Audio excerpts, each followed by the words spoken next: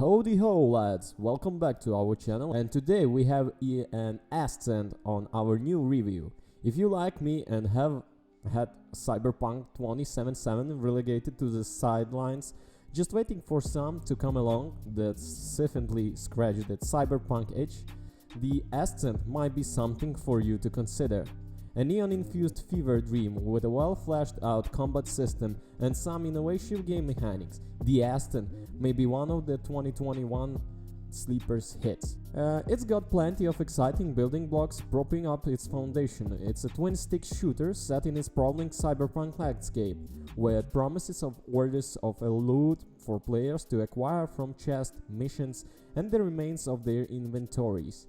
Too often, however, the game's more frustrating moments get in the way of the possibilities to the point that it's difficult to enjoy what the Ascent excels at. Set within a multi-triad archaeology, grime and low-ranking indentured servants filled the top-bottom levels of the Ascent, while prestige settings and cloud skies wait at the top. The game features by the books cyberpunk set where you start out as one of those menial idents, as they call the Ascent, before you see your glimmer of hope, a way to ascend the ranks the archaeology hierarchy. It is more a situation where you're taking care of yourself as opposed to being focused on rising above others, through that part open to interpretation depending on how into role-playing you are. The Ascent is not like a roguelike, it's not procedurally generated, and it does not have random loot drops, thank goddess. Instead, it is masterfully created isometric laughter twin-stick shooter with carefully designed everything.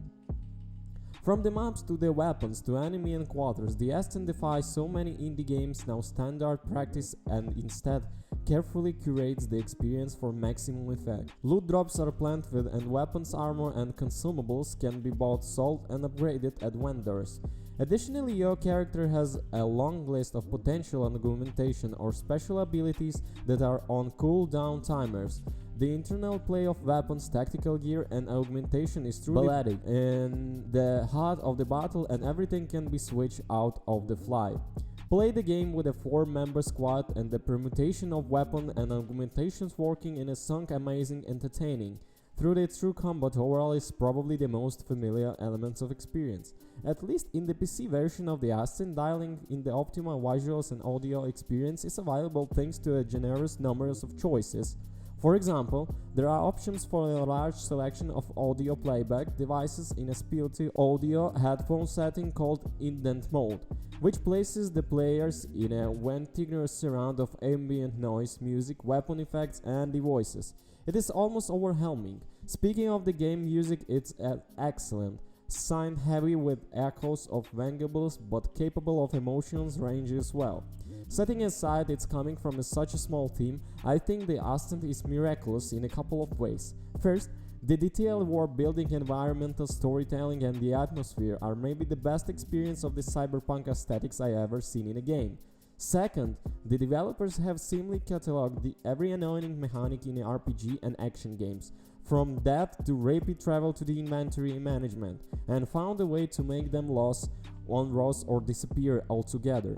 The Ascent is not an easy game, either mechanically or thematically, but it's completely engaging if for no other reason than to see into a very convictly realized future.